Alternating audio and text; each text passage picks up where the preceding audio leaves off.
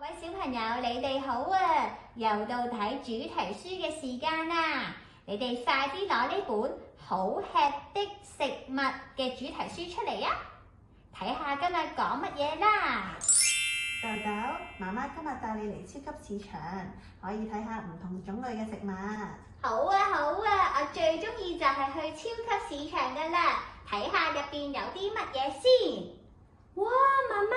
超級市場入邊有好多唔同種類嘅食物啊！係啊，豆豆，咁不如等媽媽介紹唔同種類嘅食物俾你聽啦。好啊，你睇下，呢啲就係蔬菜類啦，有西蘭花、紅蘿蔔、節瓜、番茄同埋燈籠椒。老師都有教我哋每日要食多啲蔬菜㗎。豆豆，你望下呢啲就係水果啦，有香蕉、蘋果、橙。哇！呢啲水果我全部都好中意食㗎。而呢啲就係麵、通粉、白飯，仲有麵包。呢啲都係我哋每一日要食嘅嘢嚟㗎。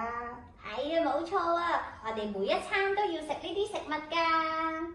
豆豆，你又睇下，呢度有魚、雞肉、雞蛋，仲有牛肉。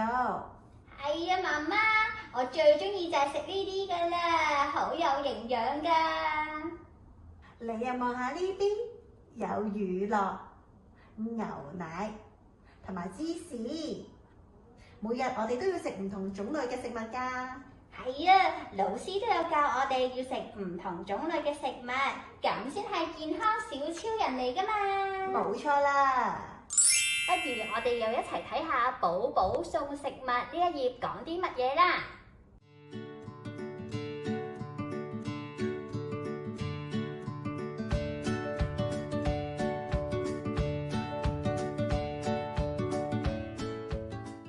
媽媽，頭先我哋去咗超級市場嗰度買食物，你睇下，原來我哋買咗好多唔同種類嘅食物返嚟啊！係啊，豆豆，咁不如我哋一齊玩個遊戲啊！好啊！喺呢啲食物入邊有健康同唔健康嘅食物，媽媽就想你將呢兩種食物分類，將健康嘅食物放喺黃色嘅籃，唔健康嘅食物就將佢放喺紅色嘅籃。好啊，小朋友，不如你都一齊玩呢個遊戲啊！等我哋又試下先。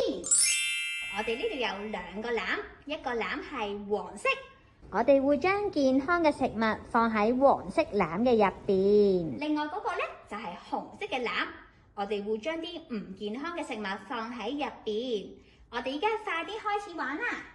首先呢度有條香蕉，小朋友，你覺得香蕉係健康嘅食物定係唔健康嘅食物呢？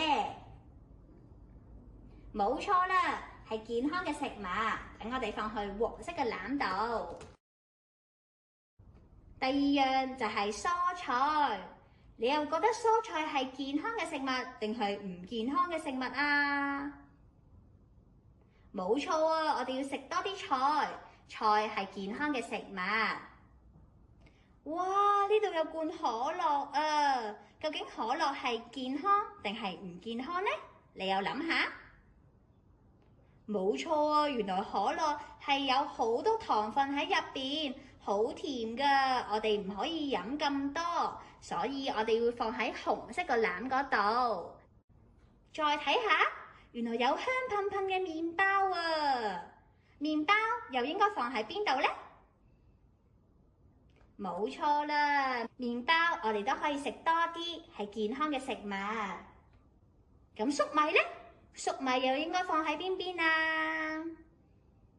好叻啊你哋！我哋要放喺黃色嘅籃，要食多啲，係健康嘅食物。哇！原來呢度有薯條啊！薯條係煎炸嘅食物，你又覺得應該放喺邊邊呢？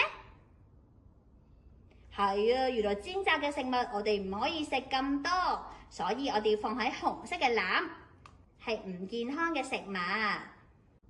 哇！呢度有個番茄啊，番茄又應該放喺邊度呢？係喎，番茄係健康嘅食物，我哋要放喺黃色嘅籃，要食多啲。最後啦，呢度有一個橙，橙又應該放喺邊度呢？係喎，橙係一個健康嘅水果，我哋可以食多啲，所以我哋要放喺黃色嘅籃入邊。小朋友，我哋完成咗啦，不如你又喺屋企度試下。頭先嘅分類遊戲好唔好玩呢？我哋今日都學咗乜嘢係健康嘅食物同埋唔健康嘅食物。等我哋下次喺主題書時間再見啦，拜拜。